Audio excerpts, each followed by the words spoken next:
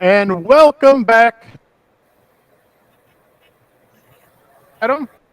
That's right, we sure do. Tell We the have folks at home who's with us today. we have our friends from the Indie Comic Night of the Chihuahuas. Nate, welcome back, sir. Hello. And we got our new friend Josh. How are you? Hello. All right, Nate. I'll let you talk about Night of the Chihuahuas for a hot minute, and because I know let's just give people a refresher about what Night of the Chihuahuas is. So, Night of the Chihuahuas is a horror comedy, independent comic. It's a 5-issue series. We've completed issues 1 and 2, and we'll get into that a little bit more. We finished issue 3, and there is some what's a good word, Josh? Precautions we're taking, kind of being smart about how to move forward. We're very much doing this all on our own. We don't have a ton of industry experience, and learning a whole lot on the way. Right before we got on, we kind of remembered that we haven't even been doing this a year, and we've made some mistakes. We've gained some ground, and it's just a fun story about mutant chihuahuas crossing the border into the United States and destroying a small town. So, yeah. Which is a great comic, by the way.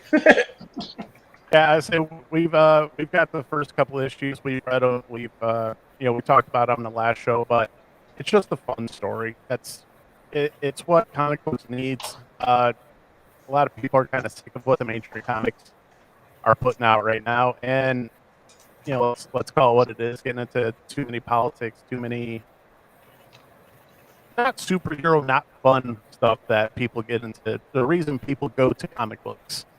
And you guys are doing what comic books are meant to be. They're a fun story. They're meant to be fun. They're meant to be a little bit of an escape for people. And that's what it is, and that's why it's a fun book. So, but since last time we talked to you, guys have been on the Comic-Con trail. How did that go?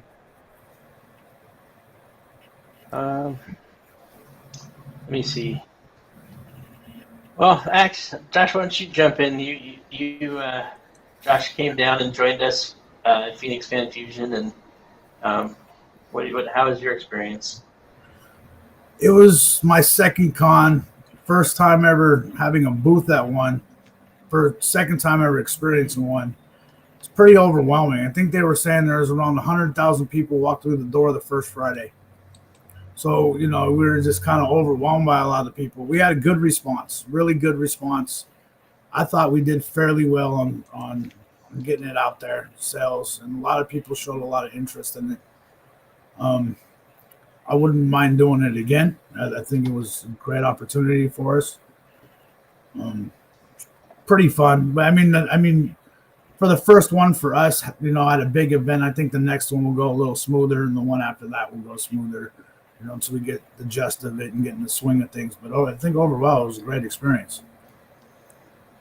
Oh yeah, Comic-Con's a different experience. That's for sure. I mean, we did. This we were speaking on a little bit of this before. I didn't know what to expect, and I ordered too much for Phoenix Comic-Con, Phoenix Fan Fusion, and. How are you supposed to know your first big con what you need? I didn't go super crazy, but we have some leftover stock. We sold maybe a third or a half of what we ordered.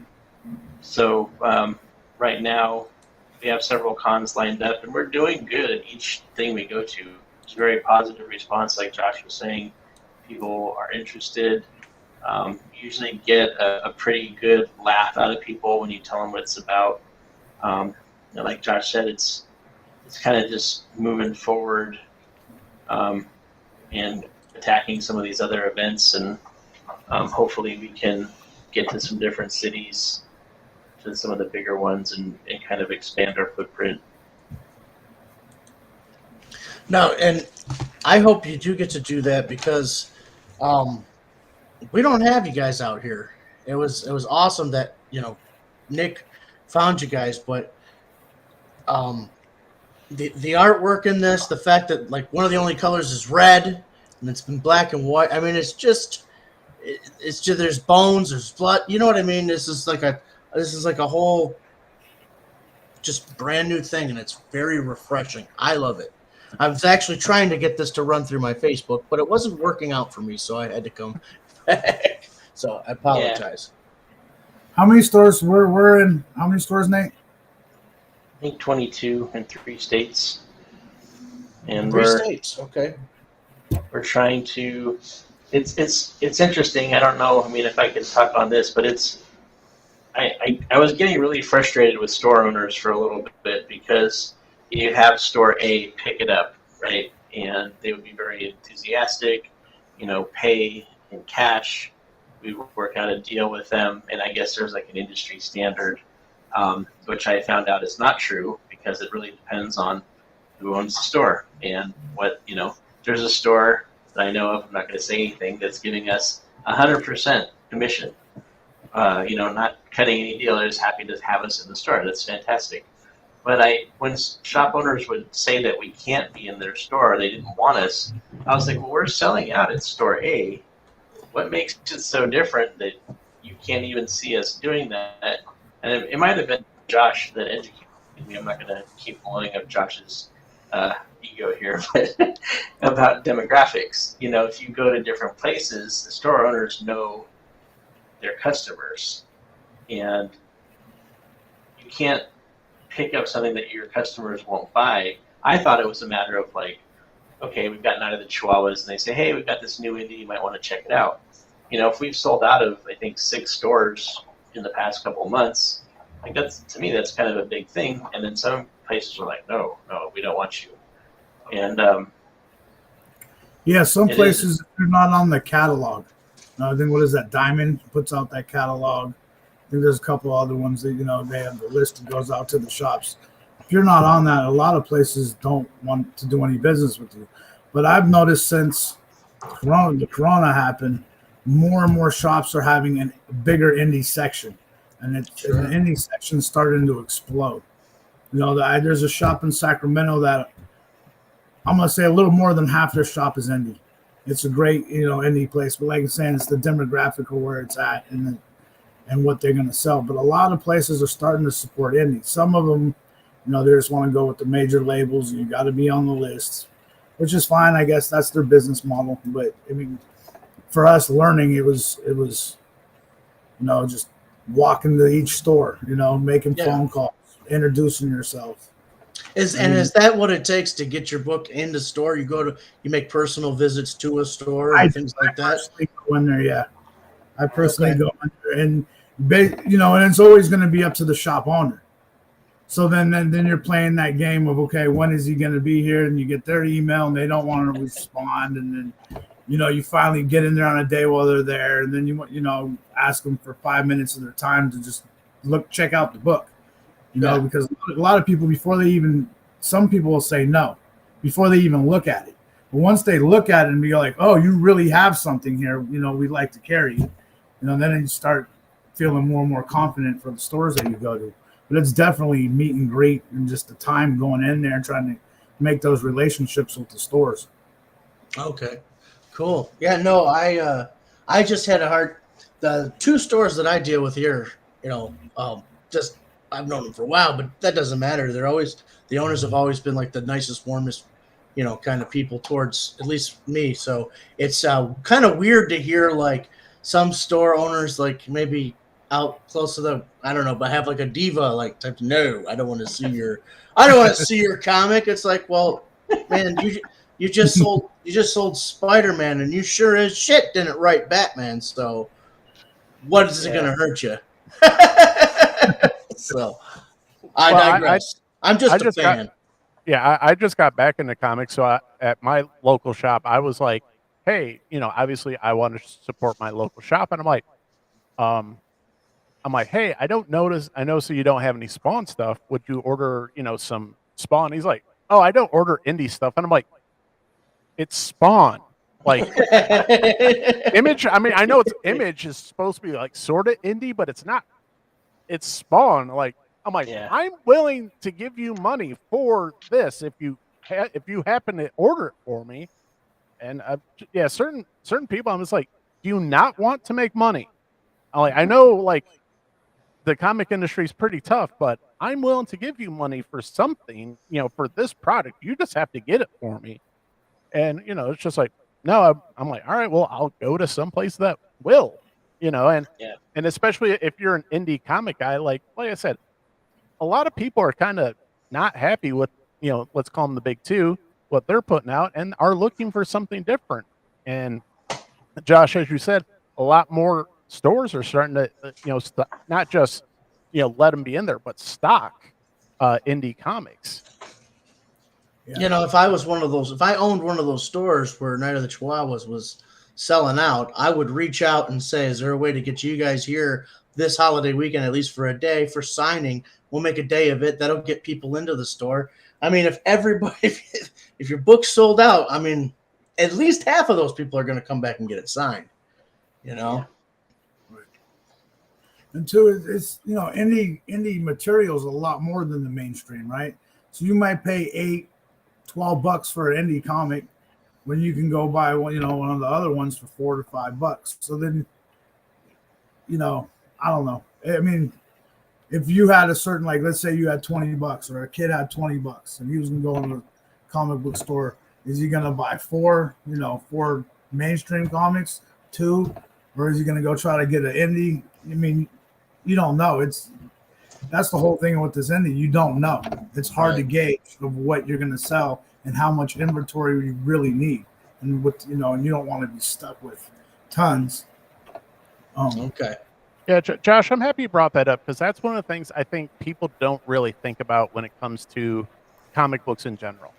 Once again, the artists and writers for the bigger books, they don't have to worry about how much paper costs or how much the printer costs.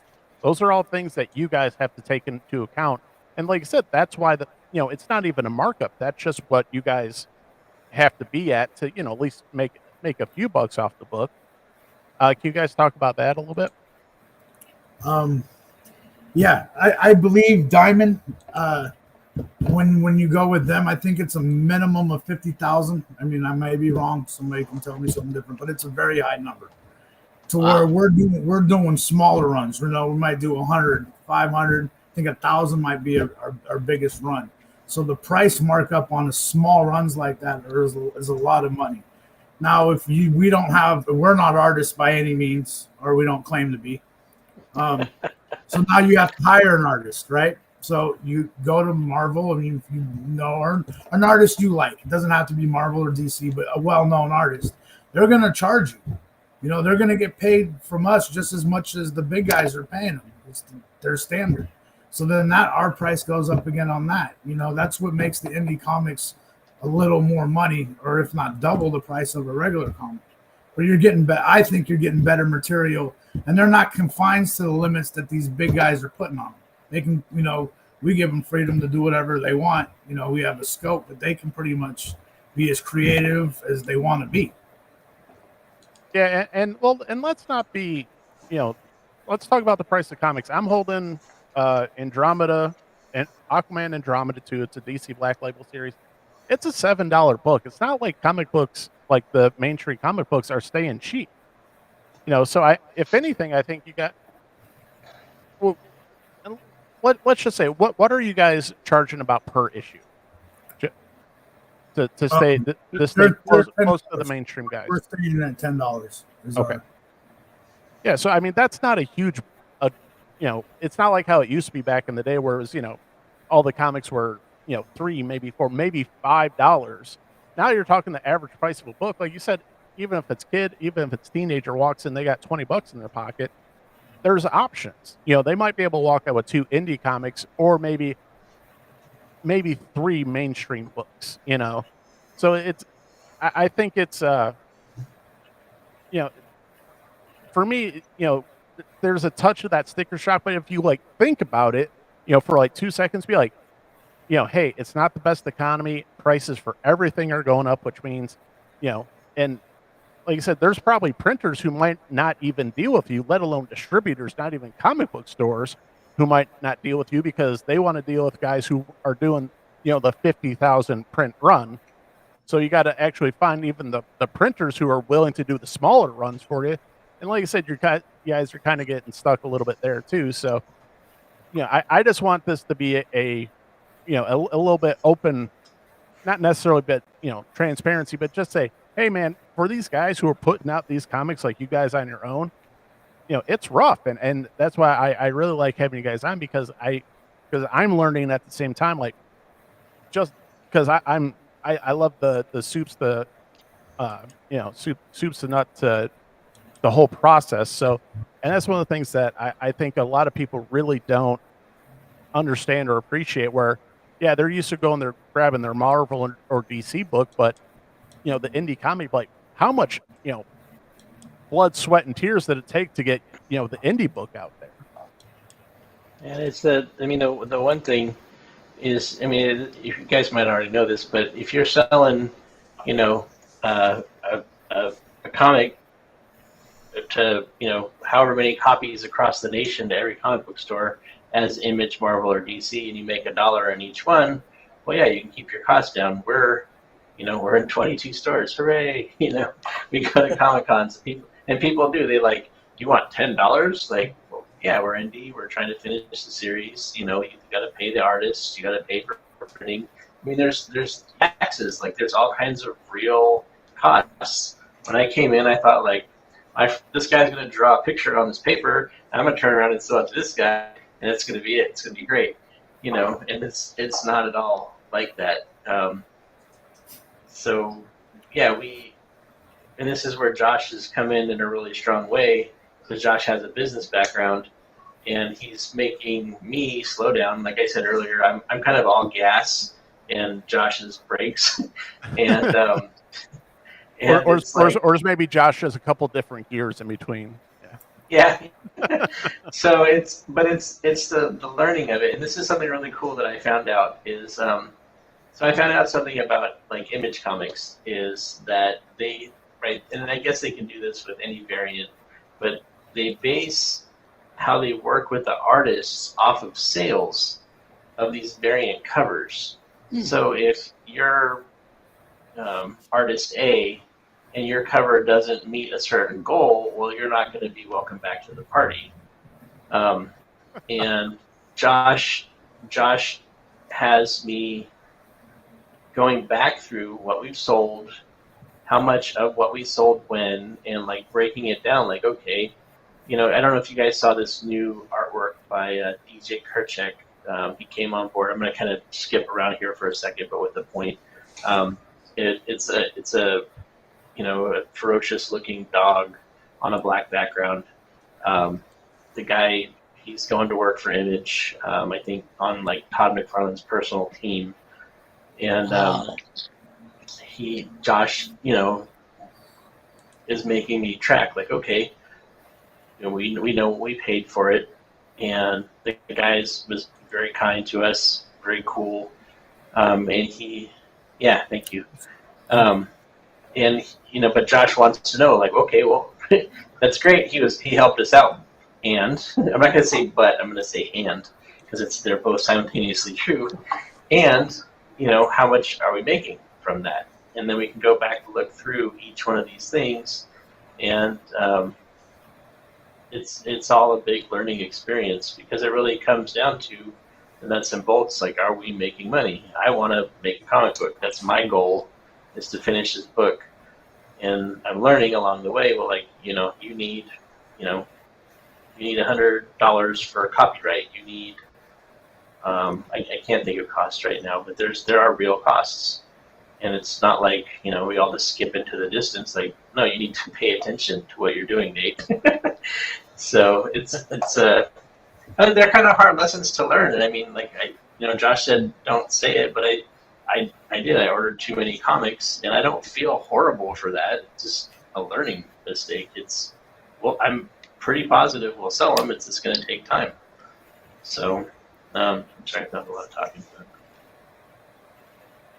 No, I think that's fantastic. I mean, How hard is it to go out and find a number one of something, and once this blows up, number one's back out? I mean, at least there's a use for it for sure. And I mean, just recently we had a couple offers on somebody wanting to buy the property, which is cool. I mean, to me, that shows that we're making something that has interest. And the movie rights got brought up at one point, and it's like, that's cool. I mean, if somebody made a movie and we got to keep the comic book, well, that's like free marketing, right? Right. So I'm looking at Josh. Josh looks very smug. Maybe I should shut up. You Anything need you want to add to that, Josh? Just make sure you get the Jack Nicholson deal and get the merchandise. Yes. Yes. So I mean, it is. I would say it is cool. Go ahead. We're actually building something that people are noticing, and that feels good. That is fantastic. Well, Nate, we were talking earlier this week about topics that we want to bring up. There is one thing you were getting some positive, but also some negative. We were talking about you guys actually having to learn how to protect your guys' IP. If you want to maybe talk about that briefly for a second.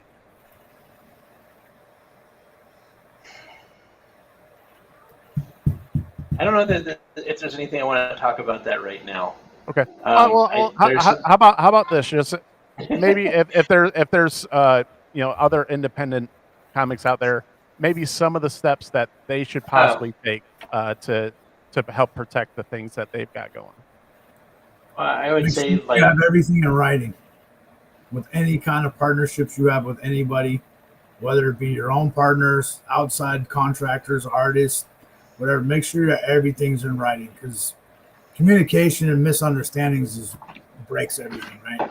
So as long as everybody's clear on what's happening and it's in writing, so somebody make sure it's signed, and that's like that part of it. And then you definitely need copyrights, and make sure you own. You're independent. You want to own everything, right? You want your own publishing. You want to do your own distribution. Until it becomes a point, but you want to have everything. You want to own everything. It's almost like the music industry in a way, which I was part of that for a little while. You want to own everything on an independent level. It's just easier for you to do stuff. And with comic books, then comes the animations, to the movies, to shirts, to hats, to stickers, to dolls, toys, and everything, all that swag stuff is, all the cool stuff you want to collect. Yeah. And I just sent you something, Nick. It's kind of a joke that I took a screenshot of. I don't know if you want to put it up, but like Josh said, copyright. I'm a writer, so one of my mentors is like, you can have ideas all day until you put it on paper. It doesn't really matter. Well, as in the world of screenwriting, you have an idea, and you can even write.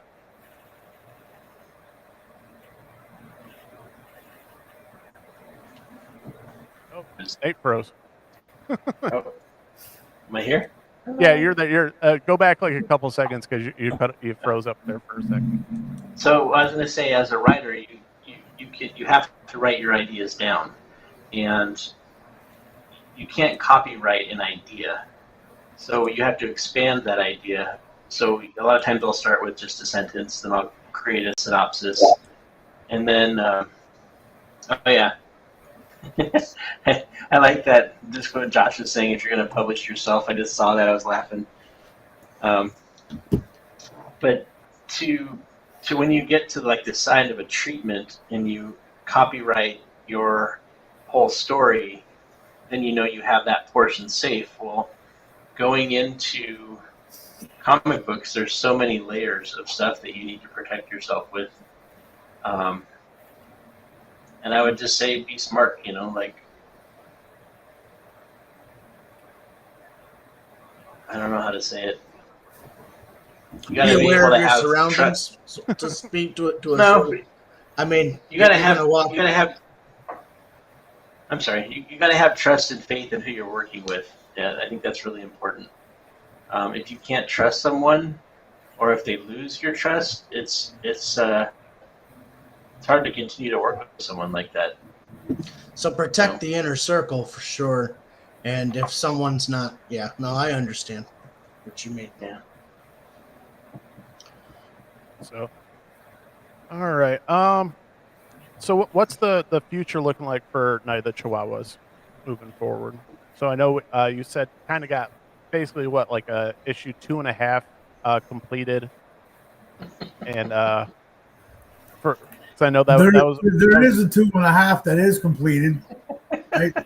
That's kind of a joke. That was like part joke, part frustration. Yeah, but we have all the artwork. Morales, who did the artwork on issue 3, we finished that. We've got a really strong cover from him, and I think the game plan right now is, even though I hate it, is to take it easy. Just take it slow. We're not in any rush. We're not working for anyone, and I think it's a big lesson to learn. Is like we can still make progress without running. Josh is more, like I said, the brakes and the gears in between. He's like, let's just take it easy. Mark, who's our other partner, and my wife, we're all in the mindset of just slow it down. We came out of the gates running, and we impressed people by how well we did. And since we don't have to meet anybody's standard, we're moving, just not. We're not. I don't know. How would you say it, Josh? We're soaking in all the stuff we learned in the last 8-9 months. It's almost been a year. Sounds like you're on the journey. We're on the journey, definitely. Yeah, I actually have a question for you, Josh. You mentioned earlier you want to own everything, and one of the things that you said as an indie comic book was distribution. You mentioned you want to have your own distribution. So I have a question about that. Now, there was a number you talked about earlier about like if Diamond were to distribute for you, it has to be something like really astronomically high. But like on a smaller level, say you had a comic book store in another state, it could be any state away from you. How do you get your product to there? Can you just use the FedEx? Can you just? That's what it would be. We ship them out. We definitely ship them out. A lot of them you start with the email to the calls, and we have digital copies we can send them to look at before they can make a purchase, and we definitely ship them out. Do you sell digital copies as well? Not yet. Okay. We have one available online, but we haven't made it. We're once again we're gearing up for our Kickstarter that we haven't done yet. We have a meeting this weekend, and one of the things that bothered me about Kickstarter was paying for shipping out of the money that we make. So I've been doing research on a company called BackerKit, and funny enough, somebody that we're in contact with was like, "Oh, he's had several successful Kickstarters. He's like, I can help you." That's exactly what we needed. So we are looking to put the digital copy out with that Kickstarter. I think that's fantastic. Nick has said on the show, I think he said earlier today, but I'm the digital guy, and he's like physical comics. I love physical comics too, but I discovered digital when I didn't have time. And now when I need that story or that dopamine release in my brain, so to speak, like the digital world, like there's my comic book right here, and I can read it and I'm gone to the world. So, yeah. I'm not watching social media, man. How much time do we have left? I don't know. As long as you need, Nate. Josh, you gotta go anytime soon? Oh, okay, good. I wrote down a couple of things that I wanted to mention. Yeah, that's great. So, Night of the Chihuahuas is actually under the banner of Pork Chop Express. Do you guys know the reference for Pork Chop Express? Big Trouble in Little China. Yes. I hope. One of my favorite movies. Yeah. Yeah. So, was it Jack Burton? Yeah, Jack Good old Jack It's Burton will tell you. I meant to bring that up actually on the last show. I was like, someone's a Big Trouble in Little China fan, but That's right. Yeah. but it's also one of those things I was like, or maybe that's not what it's about. Maybe just real like pork chops. I don't know. But, yeah. So, Pork Chop Express is kind of our company that is the publisher. Is that right, Josh? Publisher distribution. Yeah. So, one, we wanted to plug Pork Chop Express today.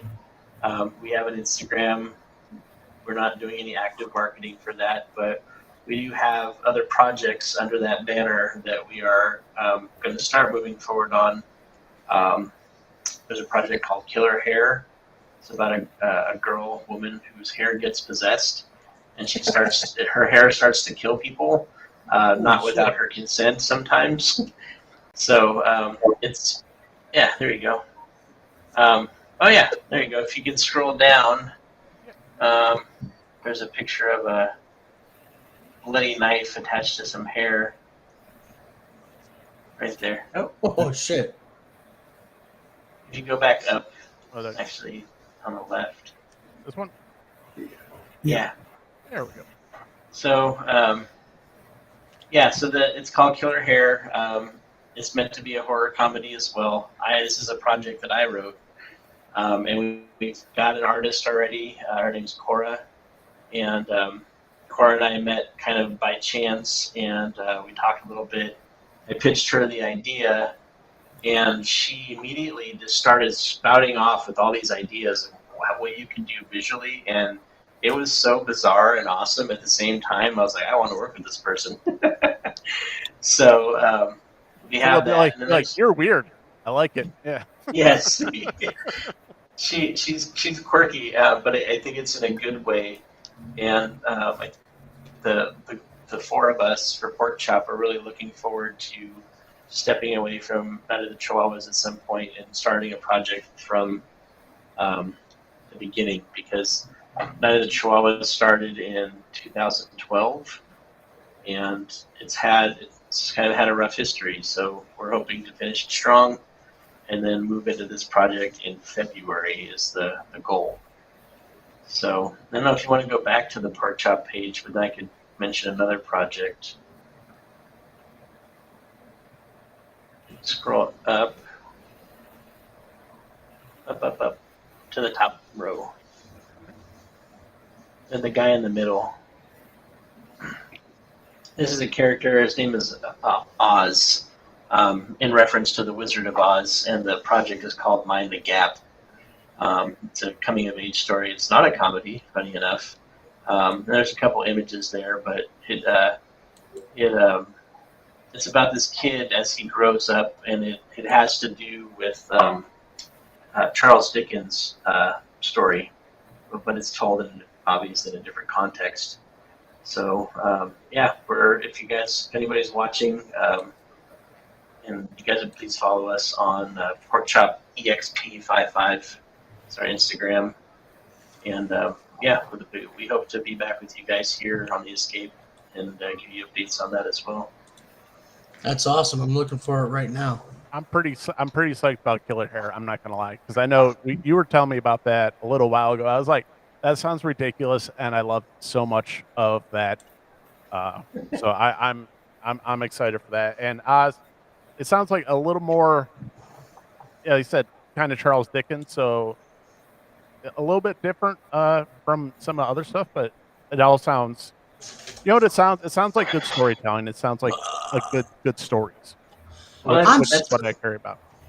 What? I'm sorry to interrupt, but I just followed you on the Instagram, and I happened to look at the pictures, and then there's one where there's a girl with a bunch of the comic books. Is that an alternate cover, a Jaws cover?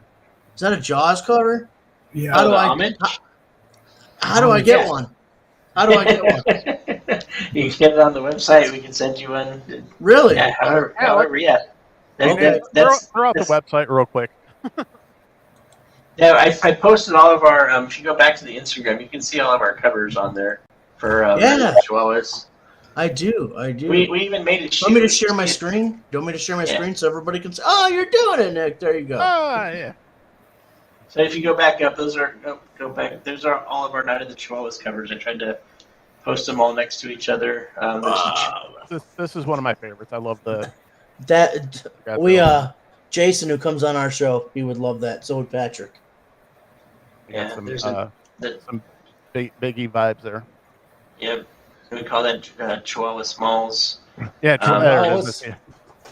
and Albert he did a good job on that was kind of an idea between him and I for the Godzilla one. We call that Chizilla. And we have that in red and in gold. And funny enough, I have some friends. Actually, Josh kind of instigated this whole event, but we have some mock-ups of some shoes. If you scroll up, I saw the shoe post the other day. I was like, are they putting out shoes? Because I might need these. I'm not. The idea is to do a raffle, like very limited, and raffle them off to try to generate some more revenue. Josh, I'm just saying, size 13 might want to order size 13. And I want to jump back really quick into the storytelling because, like Pork Chop, we have multiple stories. David Kiddos continues to work with us beyond Night of the Chihuahuas. He has a bunch of awesome stories, and we want to expand this into storytelling and using comic book kind of as a medium. I have a story that I was in the military.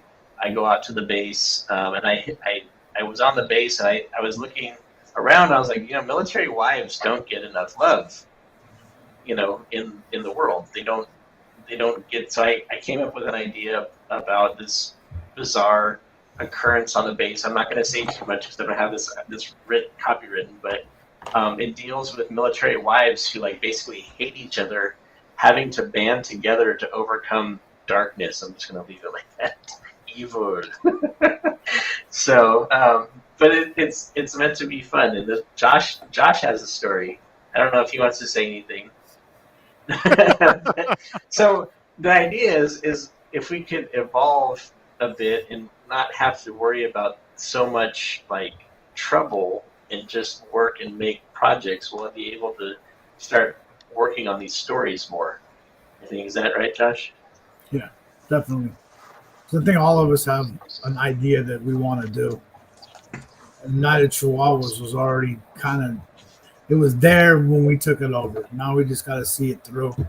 And that's, we're learning the industry, we're learning the business, and then we can start putting out our own material and maybe acquire some other cool ones here and there. So it sounds like there's an end game to Night of the Chihuahuas. Yeah, after book 5, it's done. Unless the animation happens or right somehow all of a sudden another 5 come out or something. But it's your first project as an indie company. Correct. That's awesome. Yeah, fantastic. It is, and I've always kind of had this dream of if we with comics for Night of the Chihuahuas, if we broke even, that would be cool. And somebody came in and wanted to buy the movie rights or buy video game rights or merchandising. We are slowly getting more of a following. But if something like that, then that might be where the money comes in. We get X amount of dollars and we say, okay, now we can do Killer Hair without so much trouble. And we can focus on just progressing the story. And we take all the lessons we've learned from Night of the Chihuahuas and apply them in a healthy way to furthering, the whole deal. Killer Hair needs to be taken to Hulu or Netflix. Well, there's a show, there's a movie called Bad Hair, and I had written Killer Hair before Bad Hair came out, and there's a saying, there's nothing new under the sun. Bad Hair, in its own way, is awesome, but it's a totally different story than what I'm trying to tell. So I think you're allowed to do that, right? There's movies that come out that are similar, but yeah. Yeah, all the time. You know what I mean? Yeah. And I just want to plug this real quick. This is an indie that I picked up recently, Golden Rage. Okay. Oh yeah. It's an Image title. It is like the Golden Girls meets survival horror. Ooh, And I like it both had of me. those things. There's a panel in there, and this large woman destroys some other women, and she holds out her hand, very much like Terminator, and says, "Come with me if you want a bath." Go with me if you want to. They had me sold at that point. I just had to throw that in there. Customer for life, huh, Nate? Yes. I say, since we're on the topic, I picked up Gutter Magic #1, and this is from Comics Experience. Never saw it, but I am a steampunk guy, so I like pretty much anything steampunk.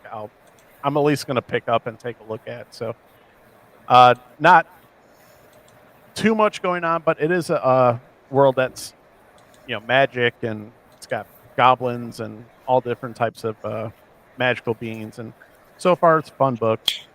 Enough for me to say I'm going to check out issue #2. So, but yeah, it's anything steampunk. I'm pretty much down for. And I plugged this guy too, Cloud Town by Daniel McCloskey. Is that right? Yeah. This is a graphic novel, and this dude's attention to detail is bizarre. Like, I've never had more fun looking in each panel for like little hidden clues. I've had a little trouble with some of his transitions, but the story is just so different and so much fun. So I'd recommend this to people if you haven't checked it out. Fantastic. Sounds good. I wrote that one down. So, and that's the thing.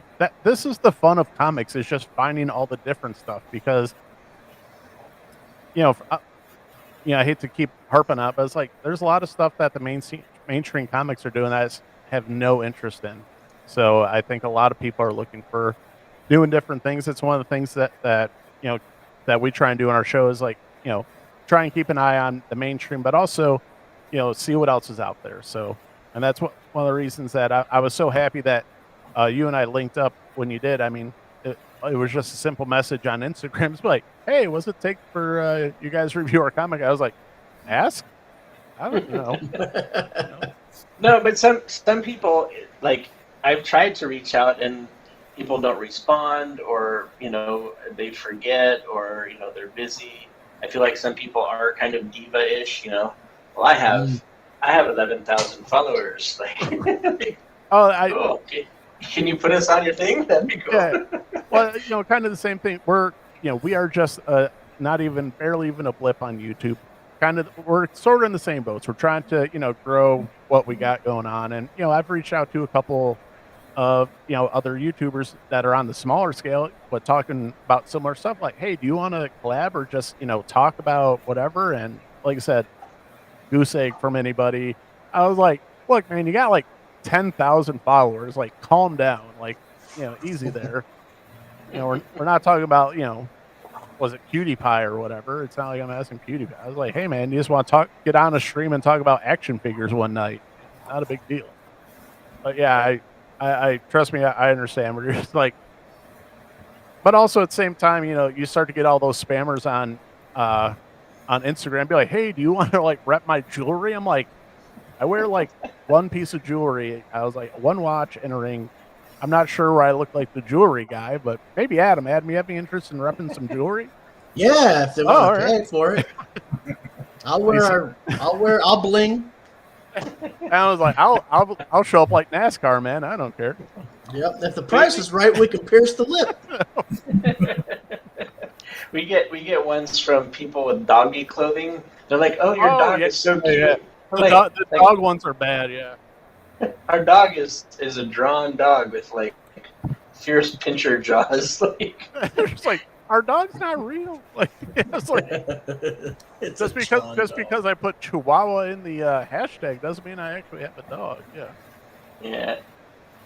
That's hilarious. Well, there's something you guys are saying too about comics.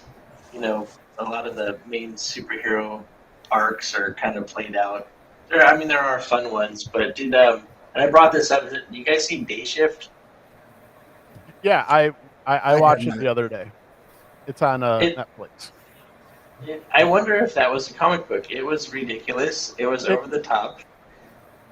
It was I don't want to say this the wrong way, but it was a little bit much in places, but it was awesome. Like I oh, really like, and it yeah, was like their number one movie for a few days, and it's like that's what I feel like Night of the Troll is. It's just good fun. I stumbled onto a show a couple years ago called The End of the Fucking World, and I watched the first episode and I watched the second one. Come to find out, it was a comic book first, I think, put out by Image. I'm not quite sure on that, but it was a great show. It really was, and like you said, it went to places that were a little heavy. yeah. Day Shift did not. It was it stars Jamie Foxx, and it's basically about vampire hunters in California. And yeah, it was just a fun, like, over the top, goofy movie, and I enjoyed pretty much just about every second of it. And it's got Snoop Dogg in it, so I mean, how bad can it be?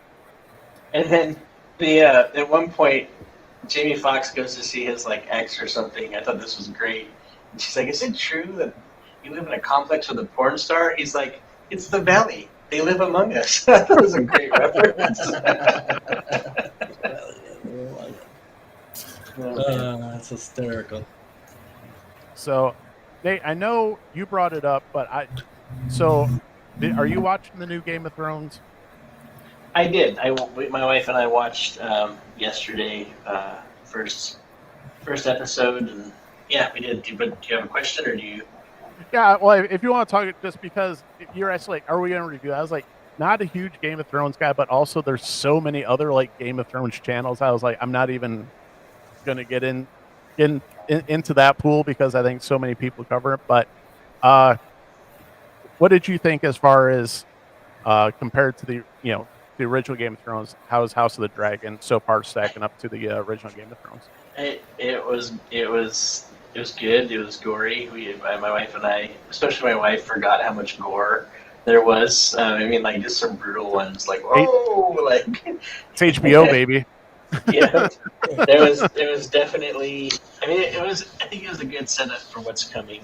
I mean, if you remember, well, if you didn't watch, but the first Game of Thrones episode, the little beginning part was definitely got your attention, but it took a little time to build up, and then winter is coming, and you had no idea how impactful that statement would be. But as the series went on, it like really developed. So it was good. And I'm a big fan of these kind of sci-fi fantasies. The Witcher, Wheel of Time. I think Lord of the Rings is coming out. I want to say there's something else.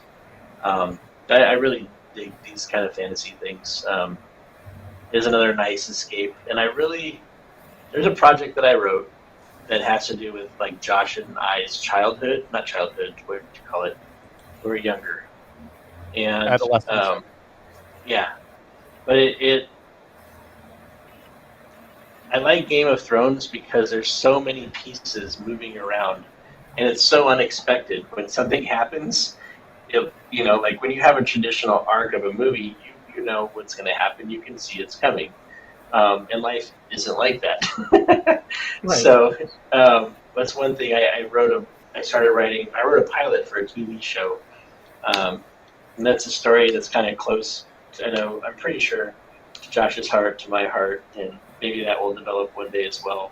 I don't want to talk too much about it, but just that whole world building and the intricacies of relationships and things that happen. It's just really that's a talent I would love to learn and develop.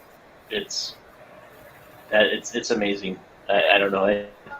Just reflecting back on Game of Thrones, you didn't know what was going to happen in the next episodes. You're like, well, I gotta watch. Yeah. I know it got to the point, but like, who's dying today, right? Yep. Yeah. What main character is gonna get killed in some brutal fashion? So, yeah, I got into it for a little bit, but it's one of those things where, and I was so far behind. I was like, you know what? I'll just go like YouTube some Game of Thrones channel, and I'll hear all about it. Some of the stuff I do that for, some of the stuff I don't. But you did bring up Lord of the Rings, which is one of the things that we really don't talk about too much. But they have a new Amazon Prime has a new Lord of the Rings, even though it's not really Lord of the Rings. They kind of just made it up. Some people are calling it fan fiction. Are you going to check that one out? Or Josh, or how about you? Is there anything that nerdy wise that you're interested in right now, or you're watching? No, I watched She-Hulk last night. I thought it was pretty funny, hilarious. Did you like it? We reviewed on the last episode. Did you like it? It was pretty funny. Yeah.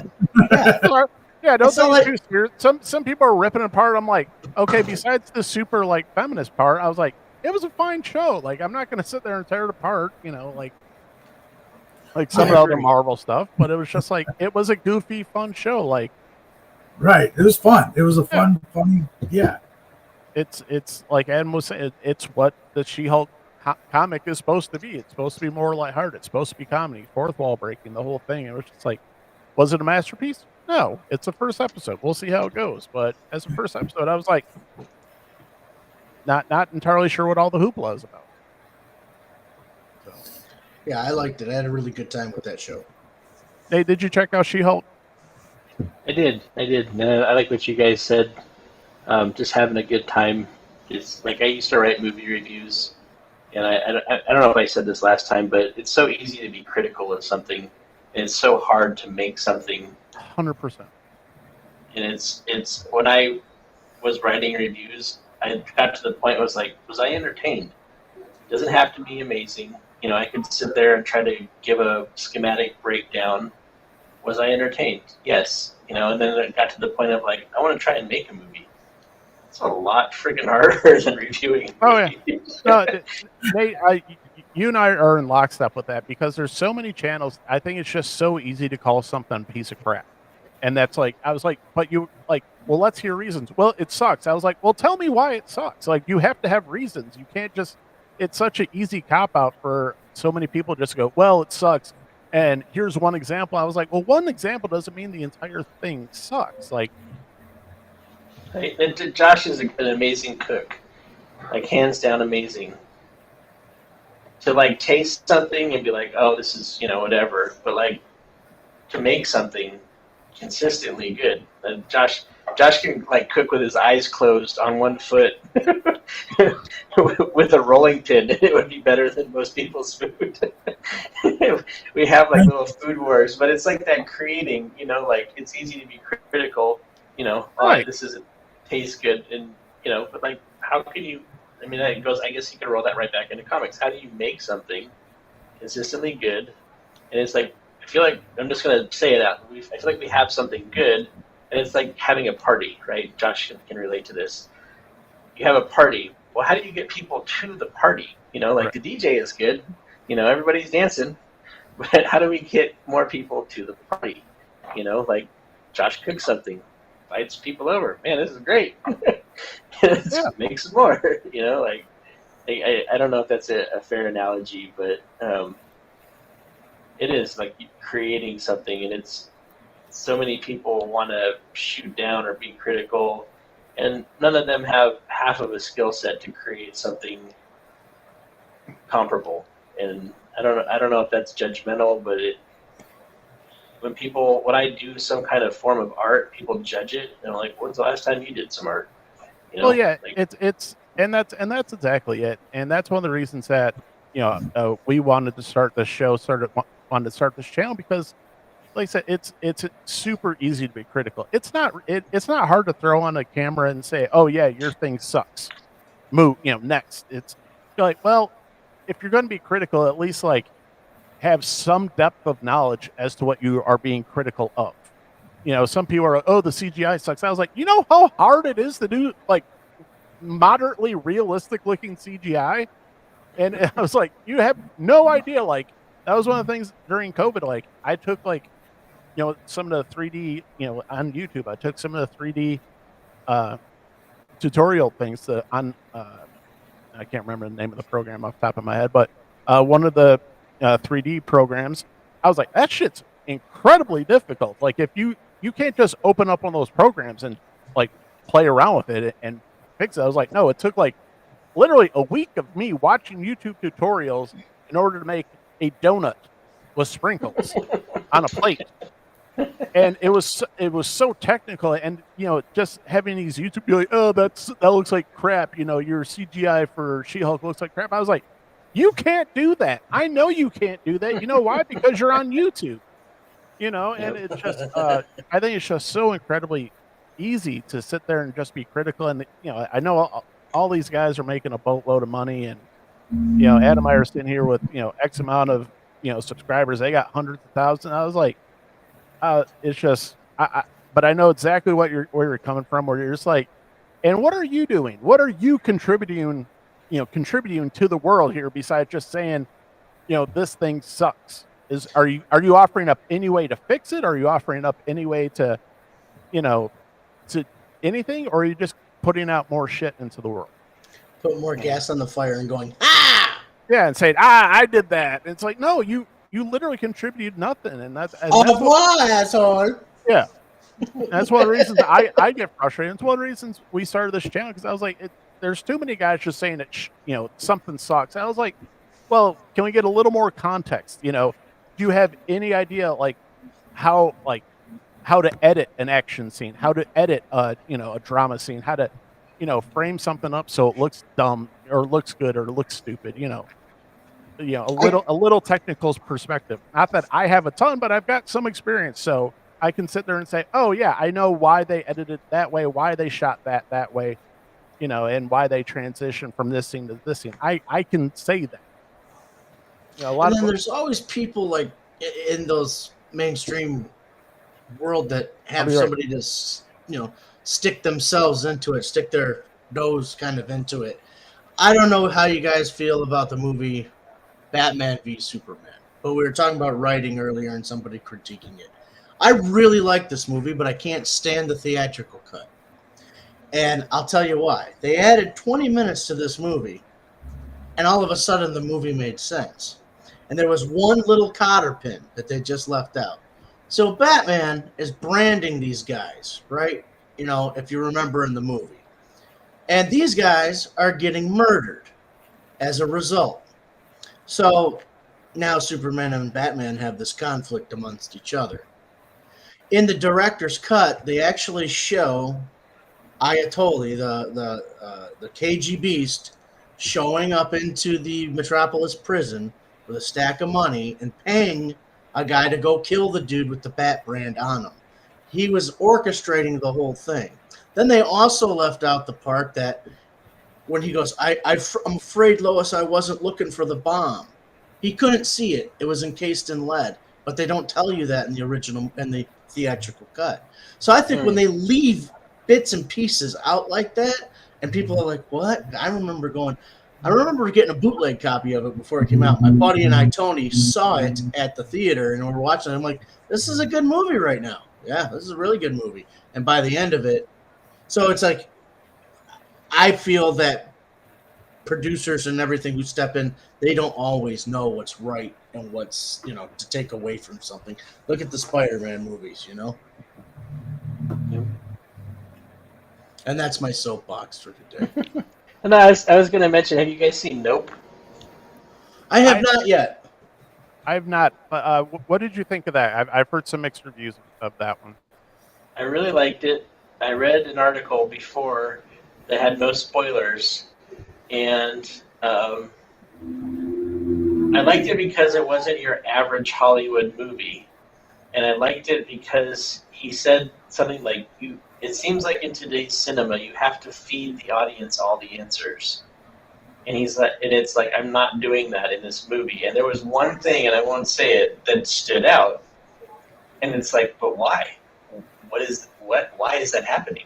And you want to know, but since I read that, you're not getting the answer. I mean, and it's prominently featured multiple times. And it's like, I just appreciate sometimes the not so reused, recycled forms of storytelling. It's that story. Right. It is just something completely different, and it's almost a joy just to watch it because it's like it's once again over the top and it gets you a couple times and it's like it's fun and that's what I think is missing a lot of times is we're so used to like getting the same garbage over and over again. It's like sure I'll have another sip of this whatever Kool-Aid and I don't even know how to say it without giving up too much, but I really enjoyed it in the aspect that it was completely different and I had no idea what I was going to see. Cool. Well, and I think you made a good point. Is there's almost been a dumbing down, or at least the appearance of dumbing down to audiences, where you have to be spoon fed every single morsel of plot point. You're like, no, I can cognitively put stuff together here. I just need the puzzle pieces, And Yeah. I think, like you said, that was a good point. And I've heard that a lot too, where, a lot of people were kind of like, I don't know where this is going. And then at the end be like, yeah, okay, now we're putting the pieces together. And then, but I think, I don't know. Did you see the Prey, the new Predator movie on Hulu?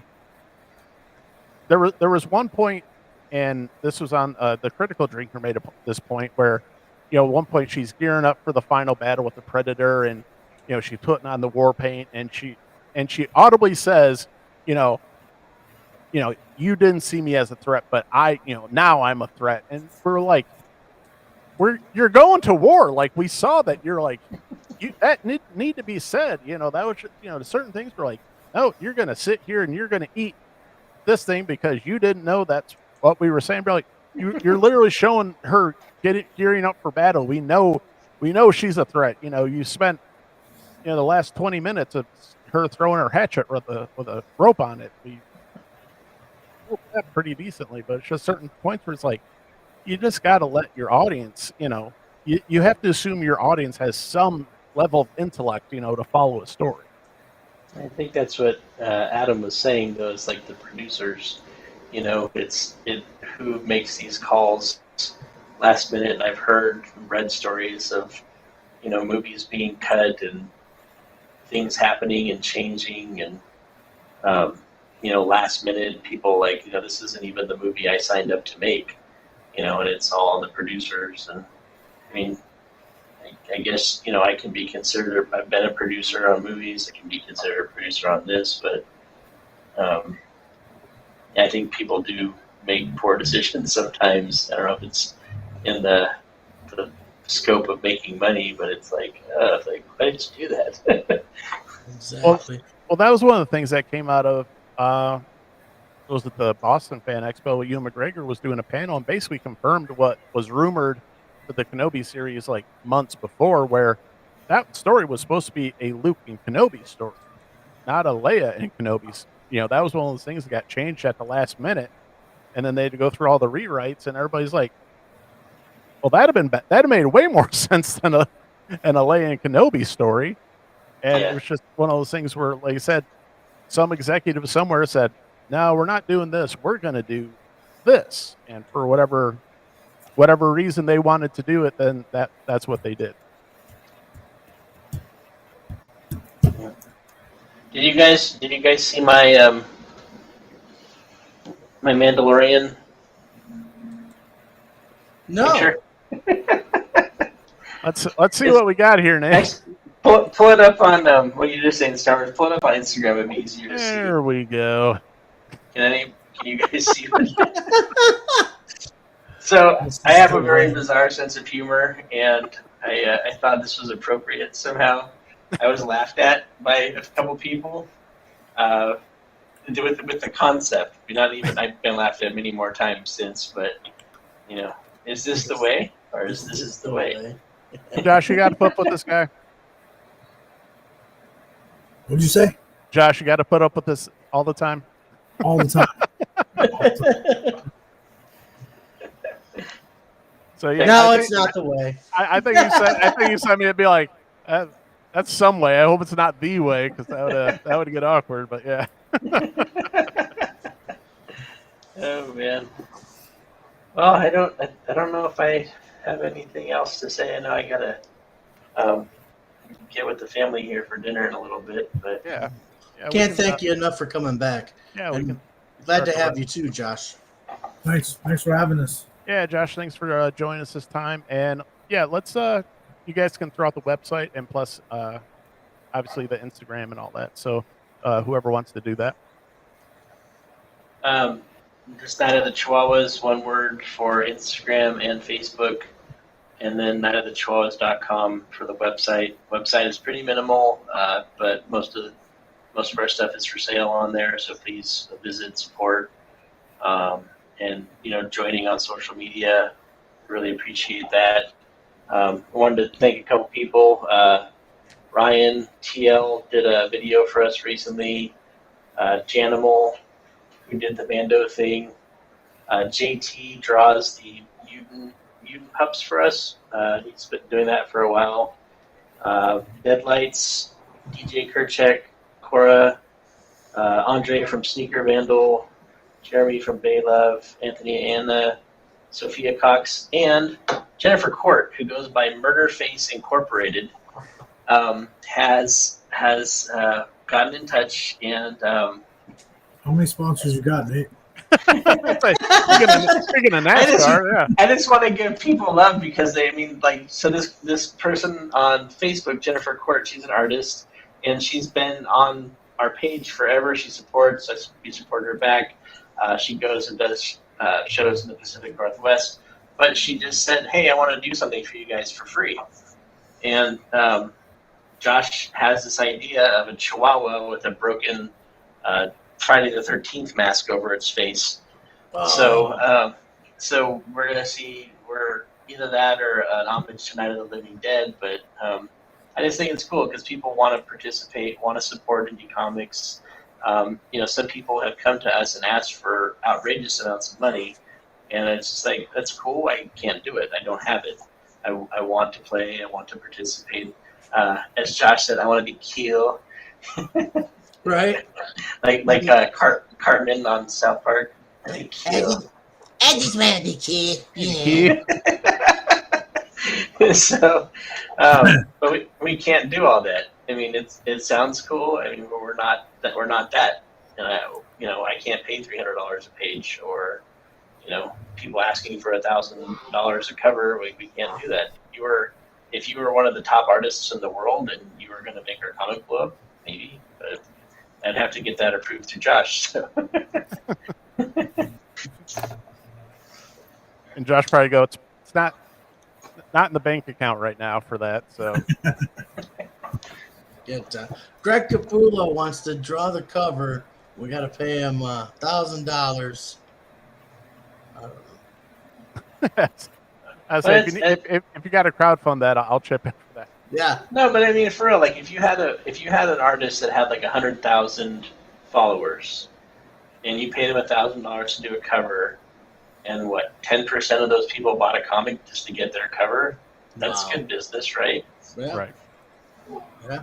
Absolutely. I mean, 10%, 10,000 people, or even 5% would be cool. Like, I don't want to be greedy, but Greedy. And that's a big thing with especially social media, YouTube, the whole thing where, yeah, you might have a million subscribers. That doesn't mean they're getting a million likes or it's all a numbers game, because even especially on Instagram, I've had some decent reels that do fairly well, but out of the, let's say 10,000 views, you have something, you might get 200 likes.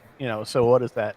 Barely even a percentage point of anything. So like I said, is it worth the you're hoping to get a couple percentage points, but at the end of the day, it's like, man, that's a gamble. That's tough, because a lot of that stuff is people just scrolling all day, like anybody sitting on the wherever in the living room or wherever, they're just scrolling, looking, and just consuming. I'm gonna channel my inner Josh right now and say, hope doesn't make comic books get made. You can hope all you want. It's like wish in one hand, right? Yep. All right, guys. Unless you got anything else to say, I think we're going to start to wrap it up. So, thanks a lot, fellas, for coming on. Yeah, thank you Thank guys so you. much. Anytime you guys want to come on, you have an open invitation. Nate, you said you want to pop on occasion and nerd out. Perfectly okay. Josh, you want to come on and talk about stuff? Hit us up. No problem. I know we were talking a little bit before the show about graded comics and all that. And actually, I did have a quick question. What's the turnaround time to get graded comics now? So I've heard so many varying uh, stuff because you got some pretty good books coming back to you right now. Yeah, but I guess it depends on what you have on it. I think the remarks are going to take the longest. How long has it been? Fan Fusion was the end of May. That was on a fast pass, so 3 months. I didn't do the fast pass. Oh, I just okay. sent them. I had too many to send in. Oh, then yours are going to be a minute. We got fast pass on ours. Yeah, Yeah, I don't know. that's. I'm thinking. I'm thinking maybe around Christmas time. And you sent them wow. in at you said May. Yeah. Yeah, so 6 month turnaround. I put in first appearance of Deadpool, first Monica Rambeau, first Spawn, first Angela, first #1 Spirit Rider, something else. Oh, first Black Cap, African American Cap. Sorry, I don't want to be a One. but I put those in a year ago, just about 10, 11 months ago. And that's through CDCS, not Fast Track. And They come back faster through them. yeah, and it's. I talked to one of the shop owners, Jake Justice, today, and he said it's just how it is, and it's going to be like that on average, at least 8 to 10 months, if not more, because so many people are trying to get things graded down. And we with DJ Kerchek, we're asking him to do some sketch covers, and he is going to send them in and hopefully get them fast passed, sent through, and yeah, we'll see how long it takes. Yeah, that's one of the reasons I know it. I think it was not this stream, but a couple streams ago, we were talking about some of the issues that we had with some of the CGC. I'm not the biggest fan of graded comics. It's just like I said, by the time you get it back, it's like, and how much is it like per book now to get one graded? I don't even remember. And think it I was- want to. Was it 60? Might have been because there's a fee to do the rush too, which is like another $15 or $20. So whatever you get, and then you add that on top. And then if you get it signed, you got to pay the guy to stand with you in line $20 a signature for the eyewitness. Adds up pretty quick, and that's hoping you get. I mean, what is it even worth? I mean, I know certain older books, it's not as much as big a deal to get like an 8 or something, but you're looking for at least 9.6 and above, right? Or at least that's what you're hoping for. You're hoping for it. I mean, yeah, and it's like I brought out some of my slabs. I don't know if I should show them, but like here's this is Infinity Warp's Ghost Panther. So it's like Black Panther and Ghost Rider together. Right. It's not worth the comic book itself is not worth hardly anything. Right. but it's slabbed, and it's like, oh, that's cool. I'll buy that. But like something like you got Ironheart #1, and she's gonna be in the Black Panther movie as well as her own series. So I thought that was a good investment. But yeah, I mean, if it falls below 9.6, it just kind of loses its value. Yeah, it's pretty much not worth it at that point. By the time like you said, it's depends if they're signed. It's all right. Sign and remarked. If they're as long as they're in the high 8s, I think it'd be all right. But I'm not sure. We'll see what happens. Yeah, but I followed Jim Lee on Instagram. I was looking. He had a couple posts where the guys actually had basically like a square as to here, sign only in this area, please. And it was just like, it's getting kind of demanding because they obviously know the CDC game where if he just scribbles his name across the cover, then yeah, it's signed, but you're covering up a really nice, probably one of the better covers, and I guess that even takes away a little bit. So it's just there's the game inside the game, if you will, when it comes to graded comics. And, Right. and there's like this. Last one I was going to show today.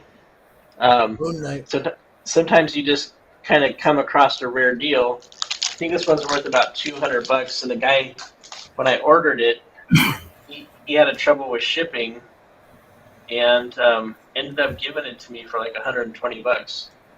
I was like, I'll take it. I mean, it's not even anything special. I just love the artwork.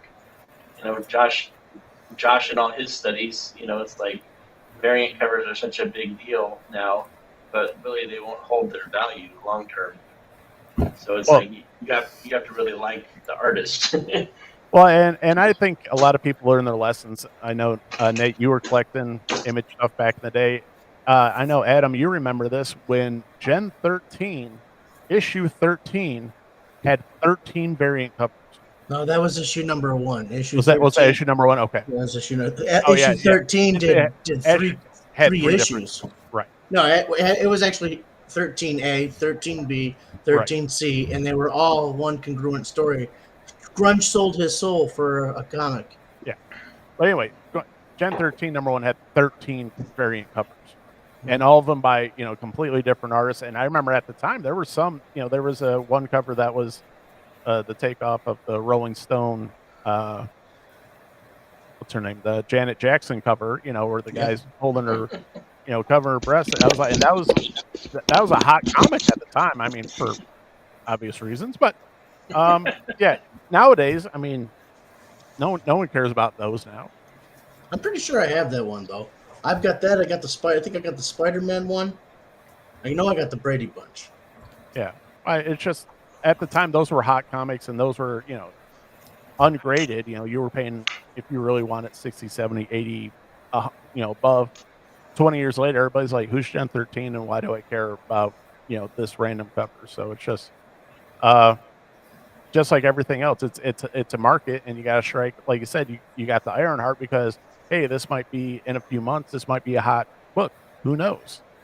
Might not be. Who knows? Yeah. So I got it. I got it for $20, so you really can't beat that. No, but so it's a minimal risk. But at the same time, it's like, hey, this might be a thing, or this might not be a thing, and hopefully, I hope you make a couple $100, a grand off it. But it's just comic books have become such a fickle market. It's gotten getting saturated. Yeah, and honestly, that's why I don't even really mess with the graded comics. I've got one graded comic, which is the Last Ronin #1, but it's just no, Josh. Josh is a TMNT guy. What? We're just finding this out. Another one, another time. Yeah, so every store I go to, if I find a TMNT title, I will take pictures and text it to him. That's one of the things I've actually been getting back into because I was like, turtles are cool, man. I don't care what you say, but yeah, they are. All right. But all right, guys, we got to let you go. Thank you so much for joining us. And actually, if it's okay, I'm gonna let you guys go, and Adam and I are gonna stay on. So, thank you guys so much. Go check out Night of the Chihuahuas. Go to Pork Chop Express over on Instagram. Show them some love. Give them some subscribes. And we'll see you guys later. Thank you so much. Take care. Have a good one, guys. So, and then there were two. We're still streaming, though, yeah? Yeah, we're still on. Hi, Planet Houston. Hi, everybody. So, yeah. Hi, everybody. So, thank you so much tonight. Thank tonight's Chihuahuas, guys. You guys pretty cool. I keep interrupting you. Please say what you were going to say. Swan, it's a big shout out to Nate and Josh for joining us for Night of Chihuahuas. If you are a fan of indie comics or comics in general, go to our website, buy a couple issues, tell your friends. Great guys, fun comic book, support them. So we support them. We've got we've got their comics, and I can't wait for the next issue. And honestly, they said it's going to be a 5-issue run, which I think is honestly probably the smart way to go, because certain times to just have these ongoing series, and you're like, I do not care about the story anymore. I'm just buying the comics. I'm a fan, and Yeah. you know, it's like TV shows that have a limited run. It's like they know when to tell the story and not just drag it out. And um, I think that's probably the best way to go. Just say, hey, 5 stories, tell our story, and then move on to the next project. So Well, no, and I agree because for so long, comic books have been the minute you start reading it, you're in the middle, and you yes. never get out of the middle. You can go back and read the beginning, and then you're in the middle, and the end never comes. Well, that was always that. Honestly, that was my biggest thing in when I started collecting comics, and even throughout the entire time. Like, when do you jump in? And Right. or do you jump in? Sometimes, there's a lot of comics that I was like, yeah, from a distance, I was like, that'd be fun to read, but I was like, there's so much of a history, there's so much going on.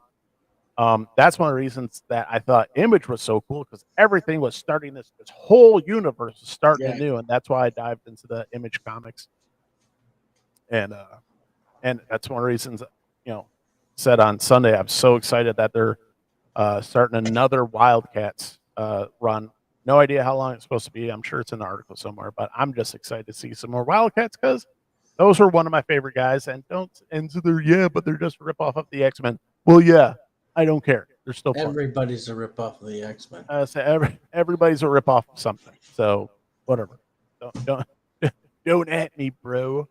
But yeah, I'm excited, and it's funny because did you watch any of the YouTube videos talking about the new stuff coming out of DC?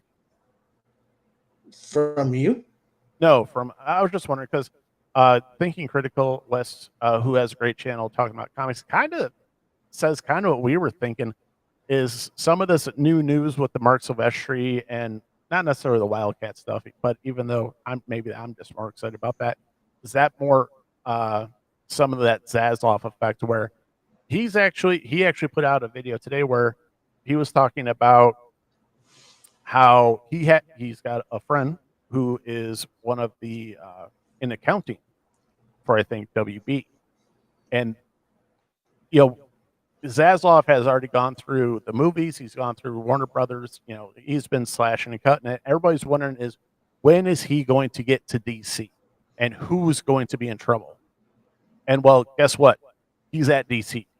He's there right. He's doing it right now. So they are. Hasn't he been doing it though? I mean, they put the kibosh on Batgirl. Now it's at the animated series. But we're talking at the DC Comics level. That was the entertainment level, all the movies. Now this is, like I said, I don't like calling for people's shops, and I love Jim Lee, but hey, Jim, it might be time to go.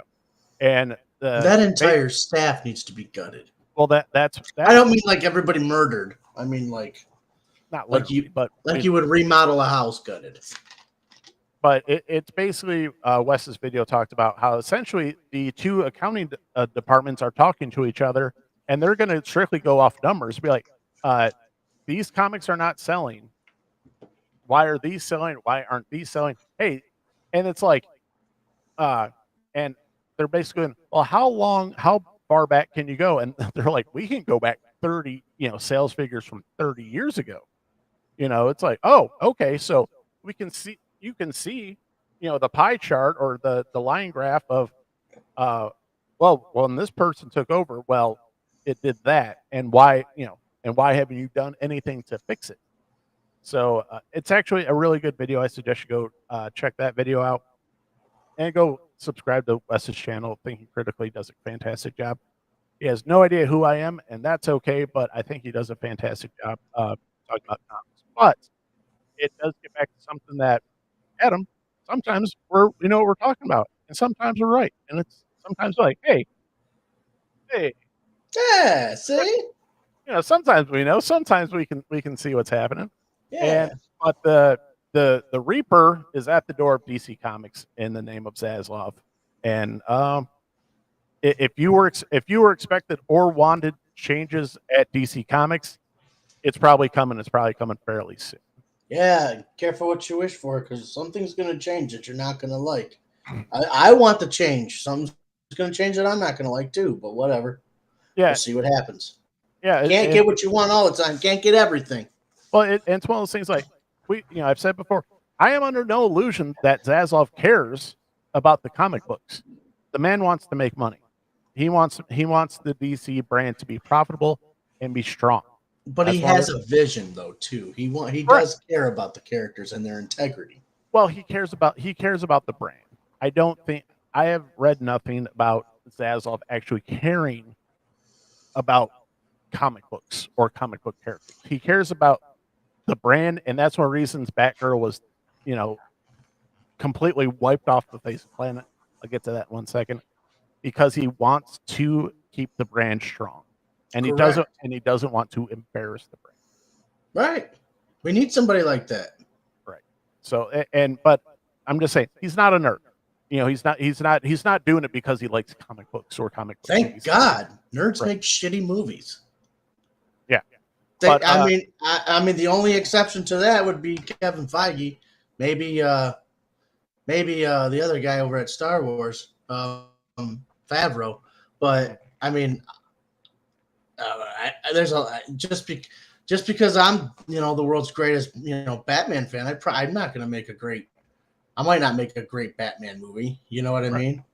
I certainly shouldn't be in charge of an entire division of superheroes because I got a He-Man shirt on. Yeah. Because because I like to play with toys doesn't mean I should make toys. Exactly. But there is some interesting news coming out about some of the movies and some of the entertainment stuff. So essentially, the J.J. Abrams backed animated show is dead. Well, it's not dead. It's dead at Warner Brothers. It's being shopped around to other networks, but it's another thing. How? It's still. This is one of the things that J.J. Abrams did very smartly. Is all his shit, we were talking earlier about, rights and all that. It's still a J.J. Abrams Bad Robot production. So he can still go take it somewhere else and so I would say probably the best bet would probably be like a Cartoon Network or maybe a Hulu, something like that. But it will not be on HBO Max. That's the bottom line. Okay. And then, so remember when I said that the Batman or the Batgirl movie was on someone's hard drive somewhere? Yes. It's not. Oh. So the directors, once they found out, and I can't remember their name right now, but as they went and tried to go to the servers and try and pull it off somewhere, and by the time they got to the servers, it was already nuked and wiped off the servers. So Zaslav does not freaking play. Fuck around. Wow. Now I'm still convinced that it is sitting on some editor's home server somewhere. I'm sure it's got to be somewhere. But as far as the Warner Brothers servers, it was gone by the time they went to go get it. And they probably were hopefully in the first view to find out the news of their Batgirl project, but my friend, it was gone. Like not just like, oh, the couple of scenes were gone. Like the entire project was wiped from. Oh, talking now. I want to see it one day. Don't get me wrong, but it's got to be somewhere. It's got to be somewhere. I think it's bad. That's I think it's terrible. No one has said anything good about it. No one. But I'm wondering what she's like in it. How she was as a Batgirl. I would love to see. Yes, one. I'd like to see some test screening stuff because I know there's got to be some of that around. Zoe Deutsch should have been cast as Batgirl. That's all there is to it. So I'm happy this. I really hope they're gonna fucking stop this Black Canary bit of debauchery too. Yeah, I think essentially anything J.J. Abrams has done or was going to do is going to be wiped. The Superman with him and Ta-Nehisi Coates, or otherwise known as the Black Superman movie, that's basically dead. 'Cause he didn't even have the fucking smarts to do Val Zod. Well, it's not only that; it's just one of those. Ta-Nehisi Coates is not a comic book writer; he's a writer, and he was. The rumor is he wasn't even like he was so far behind on what they need to even get production going. It just became, yeah, we're not even going to attempt to even move it Wow. into any type of production phase, past pre-production, or barely. It might even be pre-production, just to have something to shoot. But Yes. so that's kind of the rumors going around. So I thought that was interesting. It's all good news. As far as I'm concerned, it's all good. So Yeah. I did post a couple other things. What would happen if some new owner came in and took over the Lions and was like, "You're out, you're out, you're out, you're out. By the way, we're gonna lose every fucking game right now. You're out, you're out, you're out." You know what I mean? And then built a team. Oh, that's basically what. He's doing. Yeah, that's basically what my guy MCDC and Brad Holmes have done. Dan Campbell, Motor City Dan Campbell. Okay, so one thing, let's see here. So I think I posted this last night. So the Sandman season 2, has it already been canceled? And that's disappointing. And this is I forget where this is from. Where it's from? Oh, from Giant Freaking Robot. And basically Neil Gaiman even posted that it might be simply that the production is too expensive as it is. So this is from his Twitter. Because Sandman is a real expensive show, and for Netflix to release the money to let us make another season, we have to perform incredibly well. So yes, we've been the top show in the world for the last 2 weeks. That's still may not be enough. So we'll see. Obviously, I know if you're a fan of the Sandman in general, then it's disappointing. But certain times it just comes down to that's got to be an incredibly expensive show to produce. Yes. So I see we're getting a Captain Cold figure. yeah, I saw that. It's gonna be one of the Page Punchers line from McFarlane's. Yeah, but it said 7-inch. Right, yeah, one of the big Page Punchers. Mhm. And I think from the McFarlane toy, I think they're doing like just a whole Flash. I don't know how big the line's going to be. Whether it's just going to be a few. See the Flash's head? Yeah, I don't. What does that look It's not from? It's not the Flash. I Well, then who is it? think that's the Crime Syndicate one. What the fuck is his name? From the Crime Syndicate. I think that Hold on, let me. Johnny Quick.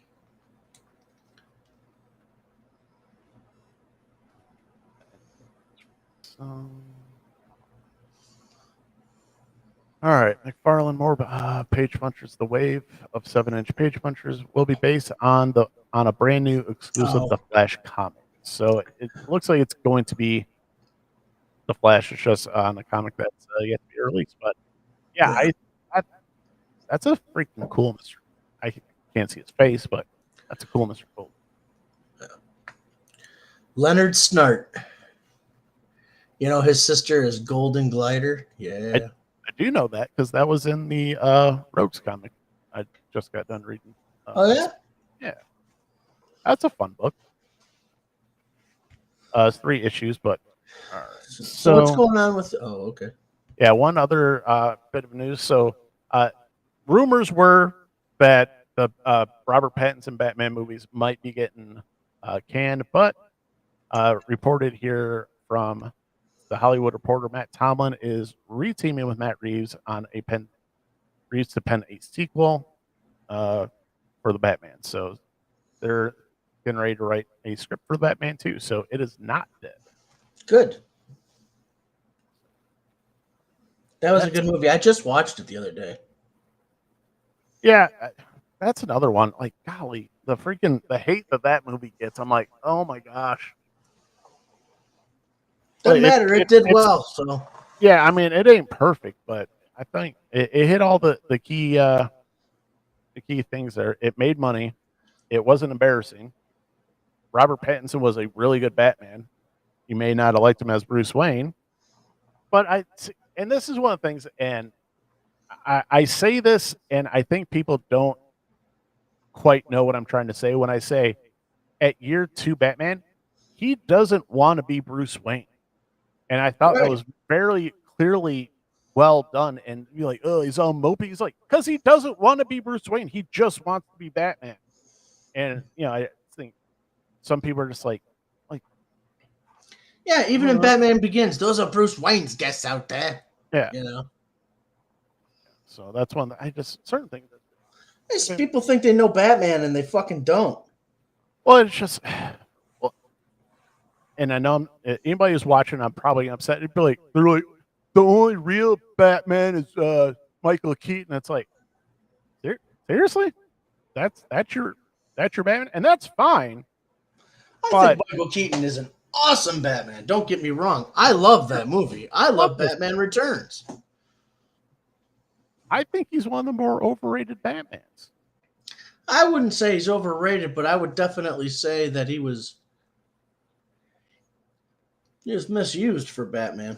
But it was the beginning. So. And not to get too rude, but I mean, Michael Keaton, he's okay looking, but he's supposed to be like the playboy. He's supposed to be, really good looking, like Robert Pattinson, like Christian Bale, like all the other, guys. He's meant to be, charming as all hell and good looking and just everything, everything that a man wants to be. He's that. And I was like, look, I never got that from Michael Keaton. Fine actor, no issues with the acting, but it's just, I think it's more the look of Bruce Wayne for him. You can't hate on that Batman outfit. You can't hate on it. If you hate on that Batman outfit, you're just wrong. That's all there is on that one. And how? Yeah, I don't know. Batman '89 is like lightning in a bottle to me. So it really is, because that, talk about Blade kicking off the MCU, but man, I remember when I was a kid waiting in line to go see the Batman in 1989. We went in a drive-through theater, and we waited in such a long line. Yeah, and if you remember, everything was Batman, everything. It was Batmania. And this was after a very successful run of Superman movies. So for Batman to sweep in and really take all that thunder. Mm-hmm.